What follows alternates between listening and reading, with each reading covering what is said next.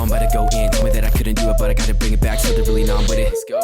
Tell me where you're from, where you stay. Know I keep it lit from the coast to the bay. Peace on the right. If you guys are sick of wasting money on packs, go check out my sponsor. They offer the cheapest and most reliable way to buy coins straight from the source. Use code MAZE at checkout for 15% off your entire order. Hello and welcome back to another installment of last week's Weekend League recap. In today's video, we're going over games 11 through 15. And we got a very good one, what I would call my best game of the weekend. Additionally, I'm going to be going over something that was very prevalent at the end of Madden 20, and that is ag streaks. Now, ag streaks, you can still get to work in a similar way. It's not as good. There's definitely a way to play defense on the ag streaks, unlike in Madden 20, where if you had streak specialists, you basically caught it every time. But I'm going to show you, I do it a couple times in this video, and it can be very, very effective if done right. Now, before we get into the content, as always, we're going to go over the best and the worst comment of the day. The best comment of the day coming from Ozzy Villafuerte, who said, "That ghetto stream setup after the Elgato broke brought me the most joy I've gotten from YouTube in a while. Maze, you the best." Ozzy, you're the best, man. Thank you, bro. I appreciate you. And the worst comment of the day coming from our man, Jason Crocker, who said, "Maze's voice sounds like someone ran 0-1 trap down his throat every play." You know, it may sound like that, but I will say, if my voice ever sounds hoarse, it's probably from streaming the night before. I tend to get very hoarse from screaming when I stream. So, no, nobody's running 0-1 trap down my throat. The lineup for this team is going to be exactly the same as the previous two videos, but I do want to let you guys know that we've officially sold our man Brandon Cooks. We sold him for about 2.05 million coins, which is 2,050,000 coins. I bought him for 1.6. So after taxes and everything, I made about a 200,000 coin profit, and I got to use him for a couple weeks. So overall, I'm pretty happy with that purchase. And Brandon Cooks, he had a good run on the squad. This is our last video with him, so hopefully he makes some plays for us. We're 8-2 going into game 11. We got those two early losses, but we've been on a win streak as of lately, so hopefully going to keep that alive, starting off on the offensive side of the ball. And we're starting off with a shot. Ace close, got this deep post route, and our man Brandon Cooks right there going to catch the ball from Dagger Dig Dan, get us inside the red zone, and now Barry Sanders going to do the rest, gets us inside the 5, and I told you guys before, inside the 10-yard line, I am rarely going to pass the ball. So starting off there, I don't know what the hell that spin move was, but we end up getting in the end zone for our first touchdown of the day. 7-0 now to the defensive side of the ball. Like I said in my previous video, I am working on getting a more bend, don't break style of defense. I feel like I give up way too many big plays, so I am trying to work on that and make people earn their points. Speaking of which, my opponent did just that, gets inside field goal range. However, his offense stalled out, and he ends up taking 3, but then missing the field goal, which obviously is going to be a huge advantage. We might as well have gotten a turnover. So he does miss the field goal, keeps it at 7-0 on 3rd and 15. We throw the slant route, get some yardage back. 4th and 5. He only had 3 down linemen. I tried my beloved 0-1 trap, but unfortunately it did not pay off, and we get the turnover on down. So he gets another chance to get some points and tie the game here. 2:35 left in the first half. 1st and 10, dropping back to pass. He's got Dan Marino as well, and he throws a nice corner route, which is intercepted barely by Rod Woodson, giving us the ball back. So once again, we have another opportunity to get some more points. Checking down to Barry Sanders in the flats, who's going to make a man miss and get about 15, and I say it too much, but I love the fact that you can actually throw to the flats in this game.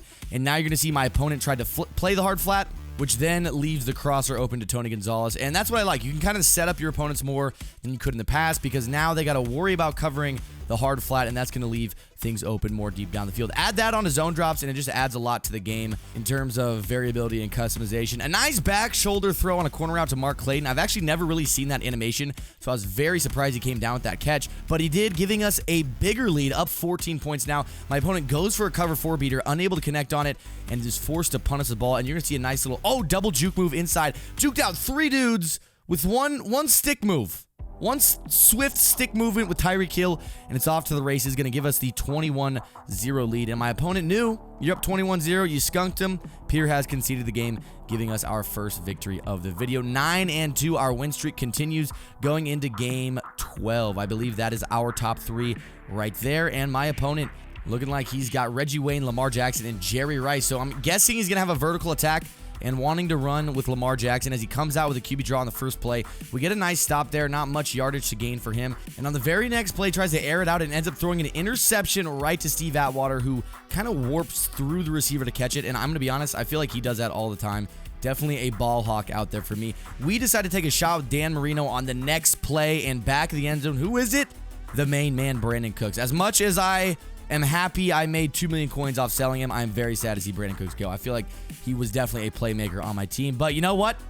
We live and we learn and we move on. Moving on to the next drive, my opponent actually hits us with a cover 3 beater and over the top. As I was saying all these good things about Atwater, he's one who actually gets burned in the middle third. He's not fast enough to get over there. He does have speed issues, so that's something we need to work on. Oh, double juke, get out of there. Barry, let's go. You guys are going to see that this double juke is just becoming more and more important to my offense, especially in this 0-1 trap. You take it right up the gut. You got people converging on you. You hit the double juke, and you get out in the open field. It's beautiful. It is beautiful. 14-7 lead now as we're on the defensive side of the ball once again. Heading into the second quarter, my opponent has just crossed midfield, throwing the slant, and he's actually kind of starting to dot us. But thankfully, Adrian Wilson is there to lay his meat right on the face of this man and get us the fumble recovery we needed to get off the field. On our next drive, we go back to that shot play, but this time hit the crosser to Mark Clayton, who gains us a huge 40 yards all the way into opponent territory, where now we give it to Barry, who's going to take off into the gap, get another nice gain. And you're going to see another thing about this scheme I'm running. This run scheme is very high powered. I get a lot of, 10, 15, 20-yard runs. Not so many like 70, 80-yard runs, but those do happen every now and then. 21-7 lead. My opponent then throws another duck. Adrian Wilson, actually that's AJ Terrell that time. Thought it was Adrian Wilson, who came down and made a play from a deep blue. So a very nice play from a cornerback playing at the safety position, which ends up causing another quit from our opponent. So we are now 10-2 with 13 games remaining. Once again, trying to keep this win streak alive. And we end up matching with a top 100 weekend league player. He's got Denzel Ward, Byron Jones. He has all the best corners. He's got all the best limiteds. And this guy's definitely one of the better players I'm going to be facing. And I'm going to tell you guys right now, this is going to be the best game that I played this weekend. So starting off on the defensive side of the ball, he already has a nice dot to start. He's coming out of this bunch formation that most people like to run. Rolling out there with Lamar Jackson, and a terrible read from him. Tried to throw a cover 3 beater, one play touchdown type throw, but he was cross body. There was under pressure, a lot of things. So we end up getting a turnover to start the game, which is huge because anytime you're playing a really good opponent, any little bit helps. We do take that shot once again to Brandon Cooks, and you're going to see he breaks away from Rod Woodson, despite Rod Woodson having cornerback abilities. And that is why Brandon Cooks is such a valuable player to have on your team, just because he has that playmaking ability, that one-play touchdown to beat pretty much any corner in the game other than maybe Denzel Ward at the moment. So back on the defensive side of the ball, now up 7-0. My opponent, looking to make something happen on offense, finds a little check down last minute to Reggie Wayne. He's going to get a gain of about 20. That play was kind of broken, but turned into a large gain for my opponent, who's now across midfield. Checks down to Barry Sanders, gets to the outside, picks up multiple good blocks, and Barry just looking a little bit faster than my guys on defense and takes a little check down all the way 30 yards into the end zone. And now tie game. We're going to have to come back and get points on the board once again if we want to keep our lead. 7-7, 41-yard line. We are moving the ball with ease, though. Low pass right there to Brandon Cooks once again, who gets us the first down and moves the chains. Now inside the red zone, we throw the corner route to Tony Gonzalez, who catches it at the 1, putting us in perfect scoring position. And I kind of had a feeling he was going to run commit there, so I did run a pass, and we get Cam Akers in the flats for our second touchdown. Up 14-7 now with about 1:30 left, and he throws a duck right to my user. We Jurtle, get out of there, but unfortunately Lamar Jackson is there to hit us in our tracks and stop us from taking it for 7, but we're in scoring position once again. So starting off this game hot, we end up throwing another hot dot to Tyreek Hill for the touchdown. Now up 14 points with about a minute left in the first half. We do get ball to start the second half, so if we can go up 2 possessions, that will be monumental. Unfortunately, this little quick throw wheel route, I was in a cover 4 with 2 flat zones. It was Mabled on that side.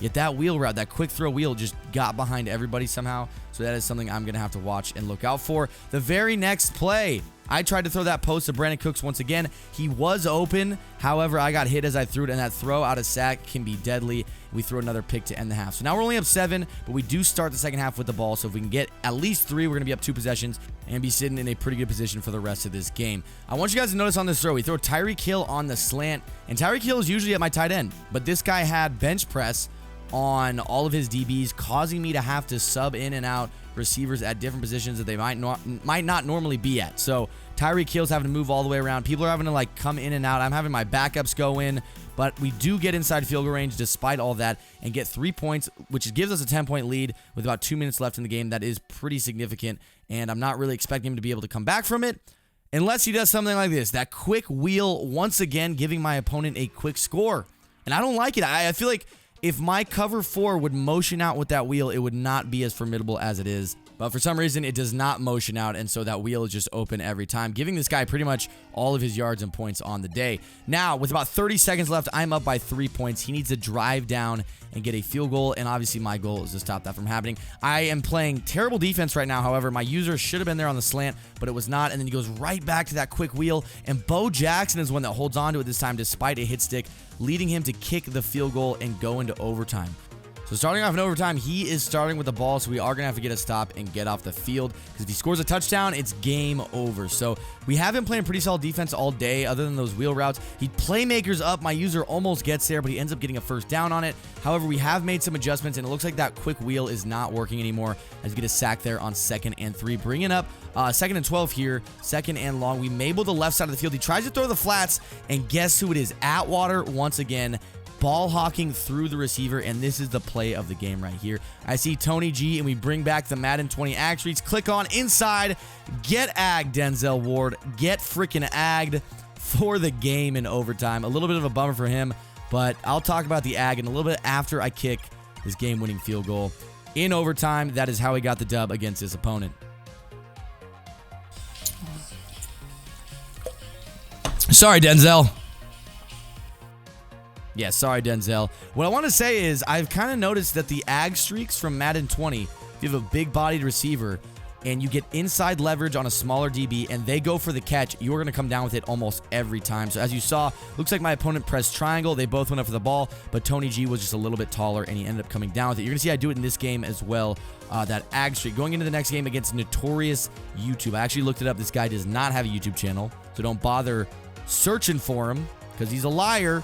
But I accidentally threw to my tight end on a screen pass. I don't know what the hell happened there. I was trying to throw a screen, but I ended up pressing the wrong button or something, and I ended up throwing an interception. So that was a big bummer to start off the game. But thankfully, I have faith in my defense. But really, maybe I shouldn't, because it looks like he easily scored there, getting in for the first points of the game, and he gets ball at half too. So I'm already at a deficit, down 7-0. I need 7 here, or we're going to be in a very bad spot. It looks like pretty much everything is boxed, but I playmaker Brandon Cooks up the sideline, who catches it for about 40 yards downfield on a broken play. Very nice to get us inside the red zone now towards the end of the first quarter. And like I said, we need 7 points here. We got Tony G over the middle. A very nice throw from Dan the Man, also known as Dagger Dick Dan, to tie up the game. 7-7 now as we head into the second quarter. He's got a 2nd and 6 and is going to take off Lamar Jackson for a gain of about 25. And I'm going to be honest, guys, I don't tend to put out spies usually. I like having all my guys in coverage, and so throwing a spy out there sometimes feels like a waste. But with Lamar, sometimes you're going to need to do that. He goes for a cover 3 beater. Thankfully, it does not work, and we end up getting the interception. So now we are back in control the way we want to be. That first turnover is erased. But unfortunately, I'm a stupid idiot. I am also blind. You might as well call me that young Stevie Wonder with it. And we end up turning the ball right over with 1 minute remaining in the half. It's 3rd and goal. Looking to get a stop here because he's at the 15. Yet somehow I let this man roll out. He picks up the perfect blocking and scrambles for a touchdown on 3rd and goal from the 15. I don't know what the hell happened there, but I'm very upset about it. We go for a cover 4 beater with about 15 seconds left in the half and do not connect. I thought we had it. I think we threw it a little bit too early, which is a bummer. So this is kind of turned into a hell game. This guy has the ball now in the second half, up 7. Thankfully, we get Steve Atwater with that glitchy ball hawk pick that he does, and he gets us the ball down to the 15. I really need to get better at finishing those interceptions because I'm pretty much leaving points on the board with every interception I don't return for 6. So I need to get better at getting in the end zone because we had to take 3 there when we should have got a touchdown if I would have had a better, return on the interception. Justin Smith was my user on that play. We ball hawked it perfectly. Unfortunately, he just doesn't have the hands to make the catch, so we do not get the interception. But on 3rd and 7, Justin Smith comes in with another sack, and we get him in a 4th and long. So on 4th and long, he's throwing it deep. Obviously not open there. 10-14. Now we have the ball in opponent territory at the 27. 1st and 10, dropping back with Dan Marino, looking for the crosser. We do find it, and that is Tyreek Hill on the crosser, going to get in for a touchdown to give us the first lead of the game. 17-14 ball game, now up 3 points, about 2:30 left in the entire game. My opponent, somehow an inside streak burns an outside 3rd. I guess it makes sense because he had leverage, but I did expect Asante Samuel to play that, so I was a little bit bummed that he didn't. But now we are down 4 points, and we need to get a touchdown here. As I said earlier, those ag streaks can be very good. And Tony G going up once again, had a great mismatch with the DB, and I'm going to take that all day.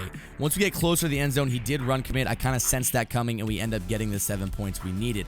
Now, I want to show you this right here. We have a deep blue in the middle and a deep half on the right. There should be absolutely no way that this gets beat for a one-play touchdown, because this has always been the counter to one-play touchdowns. You got a deep half and a middle third, yet somehow a deep post from Brandon Cooks with 1 minute remaining in the game gets open against that. I showed my coverage at the beginning. I don't know how it got open, but unfortunately it did. So now we are in a position where we need to get 7 once again with a minute remaining. We get the nice dot there on first down, and on second down we go back to that same look, and I'm going to tell you right now, I messed up. I threw the flat. I meant to throw the slant. The slant on the right, motion to left. I just pressed the wrong button, and that's on me. That's me not having enough reps and not knowing what the hell I'm doing, but I lost the game because of it. So unfortunately, our win streak comes to an end. Now 11-3. We had a good run, but as long as we can win out, we're still going to be okay. Moving on to our next game. This opponent has Lamar Jackson, Jermichael Finley, and Justin Smith. Looks like he got a lot of speed on the field. And usually when they have Lamar Jackson, they definitely like to run with him. So I am expecting him to be utilizing Lamar Jackson in that way. Starting off his first drive, 3rd and 3, we end up getting a huge sack, and he has to punt the ball away. So now we are at an advantage. We have 1 possession up on this guy, and we throw the crosser to Tyreek Hill, who's going to get in the open field and jurtle into the end zone of the brand new Las Vegas Raiders Stadium. And guys, I got to say, the Raiders win against the Saints, phenomenal. I have the biggest football boner ever, and it's not going to go away for another 3 weeks. I'm so happy that happened tonight. But moving on, 4th and 15 from his own 15-yard line. My opponent decides to go for it. Rolls out with Lamar Jackson. Absolutely nothing open. We get there with our user, Isaiah Simmons, for the user lurk. Jurtle back to the outside and try to make a man miss. Jurtle inside. I'm just jurtling all over the place. I jurtled all over this dude's face. It was fucking hot. 2nd and 15, though, inside the 20 now. And we get Mark Clayton in the open field, who kind of makes a couple guys miss. I don't really know what happened there. I think my opponent just messed up when he was clicking onto people and ended up giving us a touchdown. So now we have a 14-point lead in the second quarter, and we are getting the ball in to start the second half. So as long as we don't give up any, crazy big plays like we're actually doing right now, as I say that, we should be okay. But with about 3 minutes left, he gets a huge run right there. And it looks like he's just going to continue to go back to the run because that's what's working. And frankly, I don't blame him. If it ain't broke, don't fix it. My opponent reaches for it with Cam Akers, gets in for a touchdown to make it a 7-14 game and cut our lead down to just 7 points. We get that crosser right there. Mark Clayton going to rack it up the sideline, and check out this thing right. Oh, juke inside. Oh, juke back outside. Oh, yeah, go. Okay. All right, nice. We get the touchdown there. That was a 63-yarder to put us back up ahead of our opponent. And now I honestly think if we get one more stop, this is GG's. We're up 14. We get the ball to start the second half. One more stop here and game over. Opponent looking for the wheel route. Nothing there. Rod Woodson is there to make the nice interception. Jurtle back inside. Jurtle all over his fucking face if you have to. And connection to your peer has been lost. That gives us the victory, 12-3 through our first 15 games. And I am going to be trying to get the remaining 10 games up before Thursday. I don't know if I'm going to be able to do it, but I'm going to try my best so that way we don't have weekend leagues overlapping. But if you guys do enjoy the series, want to see more of it, please leave a like down below. Don't forget to subscribe to the channel if you're new, and I'll be seeing you boys very soon. Now I'm on the